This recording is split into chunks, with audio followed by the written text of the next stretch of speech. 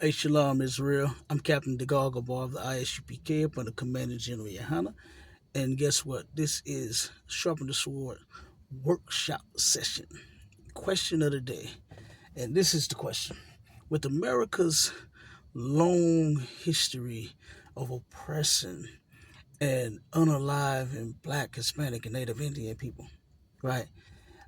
Should our oppressors continue to police the Black community, or should Black, Hispanic, and Native Indian people police our communities ourselves? I had a couple of examples, and then for the reason for this question, and I got a scripture. Right, the most recent police incident, right, was here in St. Louis, um, where a brother was taken by a cop, right, against his will, hadn't committed any crime, hadn't done anything wrong. Police just simply had a bad day for whatever, you know, his problem was. Took the brother to a field. Oh, I'm sorry. Turned off his body cam. Didn't notify dispatch that he had someone in the vehicle. Took the brother to a field. Beat him to a pulp. Almost unalived this brother. He just barely made it. Turned around. Left him there for dead. Then went, knowing him and the department, knowing what he did, took and let him apply for a position as a cop down in North Carolina. The when questioned, once the investigation came out, when questioned, the office acted as if they didn't know nothing about it. They said, "Oh no, he wasn't moving and transferring because of any, protocol issues. He didn't break any, rules. He's just trying to move." They actually lied for this guy. You know, he's definitely an oppressor, and the rest of the oppressors in that station helped him, supported him in what he did, right?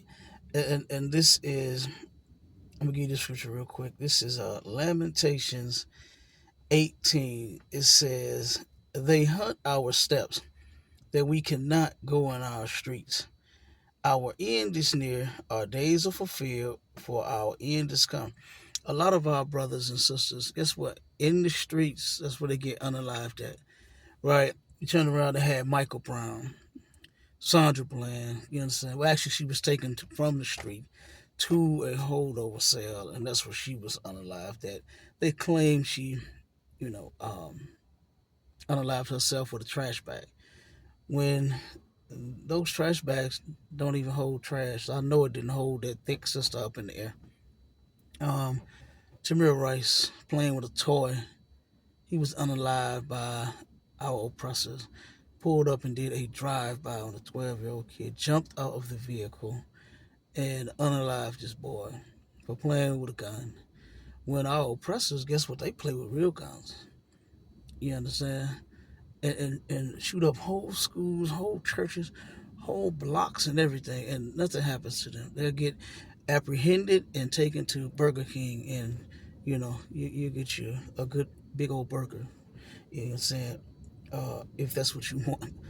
But then it says, "Our persecutors are swifter than the eagles of the heaven. They pursued us upon the mountains. They laid wait for us in the wilderness." This is our oppressor all day long. You understand? Now they are lying wait, right, in our communities everywhere. They're sitting beside buildings and in between buildings. And there was a picture going viral of a cop. It was a big gigantic tree, and I believe the tree may have been dying at this point. All of the branches was hanging down, and it turned around and served as like a shade where he pulled up into this tree, and all of the branches that was hanging down blocked the vehicle. No one could even see it. Someone, like I said, I don't know who took this picture and who saw him, but man, it took a lot. It took a lot to see this car. This is what he's doing. Sitting up in buildings, up in bushes, tree, all kinds of mess, man. When it comes to us and our communities, where they are in their communities, They're at donut shops, they're at restaurants, they're eating. I've been in a lot of white communities, and sometimes you don't even see the police. You don't see the cars running up and down the street, sitting on the block. They don't turn around and do that mess that you see on TV where they drop trucks of shoes off Nikes and Jordans and all this mess, and then hoping that someone would take something off of the truck so they could arrest you. Bait car. They don't do that in white communities. They don't have bait cars in white communities. They're not oppressing white people, right? So they do this stuff in our communities.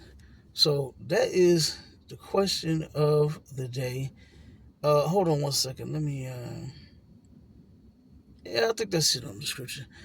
And I want for our people to tune in, chime in to this question, answer it, and let's get it because we're gonna end up talking about this on our radio show on Sharpen the Sword. All right, shalom, everybody.